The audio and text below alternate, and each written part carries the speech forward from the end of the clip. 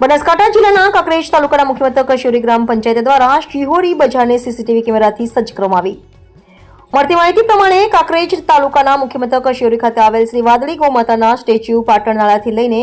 Shihori police station તાલુકા પંચાયત રસ્તો શેઠ Shri MV પાલાણી હાઈસ્કૂલના main રોડની સામે તેમજ શિહોરી બસ સ્ટેશન અને ગરબી ચોક સહિત અન્ય વિસ્તારોમાં શિહોરી ગ્રામ પંચાયતના સરપંચ શાંતુભા ડાભી, તલાટી મંત્રી મહેન્દ્ર સોલંકી તેમજ ક્લાર્ક ધર્મેન્દ્ર જોશી સાથે ડેપ્યુટી સરપંચ વજુભા ડાભી, યુવા અગ્રણી સ્તોનસિંહ ડાભી અને ગ્રામ પંચાયતના સભ્યો સંમતિ આપી શિહોરી ગ્રામ પંચાયત વિસ્તારમાં કોઈપણ પ્રકારના અનિચ્છનીય બનાવ ન બને ઉમદા પ્રયત્નો કરી શિહોરીને સીસીટીવી કેમેરાથી સજ્જ કરવામાં આવી રહ્યું છે. જેમાં સૌથી અગત્યની બાબત વિશે વાત કરીએ તો શિહોરી પોલીસ સ્ટેશન ખાતે આ સીસીટીવી કેમેરાનું મોનિટરિંગ કરવામાં આવશે, જેમાં શિહોરી ખાતે આવનાર દરેક વ્યક્તિના હલનચલન અને નાના મોટા વાહનની અવરજવર ઉપર પોલીસની બાદ નજર રાખવામાં આવશે. ત્યારે કાંકરેજ તાલુકાના મુખ્ય મથક શિહોરી ગ્રામ પંચાયત તરફથી ખૂબ જ મહત્વપૂર્ણ કામગીરી હાથ ધરવા બદલ સ્થાનિક લોકો અને વેપારીઓમાં ભારે ખુશીનો માહોલ જોવા મળ્યો છે અને